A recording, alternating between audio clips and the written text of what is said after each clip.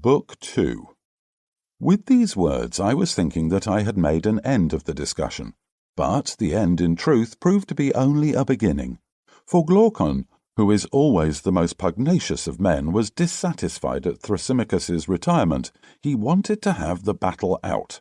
So he said to me, "Socrates, do you wish really to persuade us, or only to seem to have persuaded us, that to be just is always better than to be unjust?" "I should wish really to persuade you," I replied, "if I could." "Then you certainly have not succeeded. Let me ask you now, how would you arrange goods? Are there not some which we welcome for their own sakes and independently of their consequences, as, for example, harmless pleasures and enjoyments, which delight us at the time, although nothing follows from them?" "I agree in thinking that there is such a class," I replied. "Is there not also a second class of goods, such as knowledge, sight, health, which are desirable not only in themselves, but also for their results?" "Certainly," I said.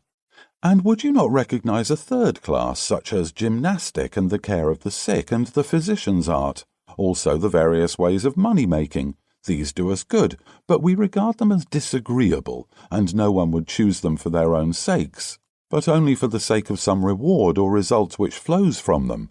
"There is," I said, "this third class also, but why do you ask?" "Because I want to know in which of the three classes you would place justice." "In the highest class," I replied, "among those goods which he who would be happy desires both for their own sake and for the sake of their results."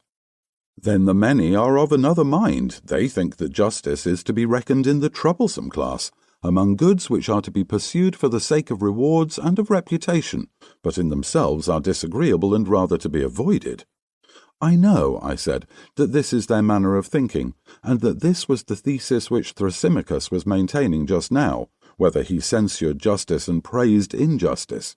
But I am too stupid to be convinced by him." "I wish," he said, "that you would hear me as well as him, and then I shall see whether you and I agree.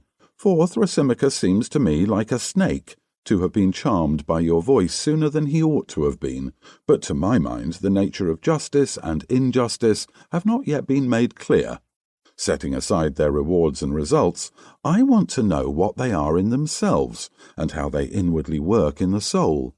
If you please, then, I will revive the argument of Thrasymachus, and first I will speak of the nature and origin of justice according to the common view of them.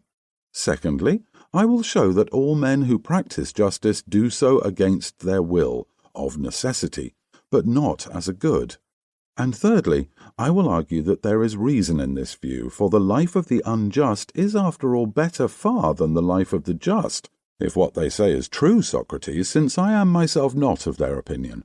But still I acknowledge that I am perplexed when I hear the voices of Thrasymachus and myriads of others dinning in my ears, and, on the other hand, I have never yet heard the superiority of justice to injustice maintained by anyone in a satisfactory way.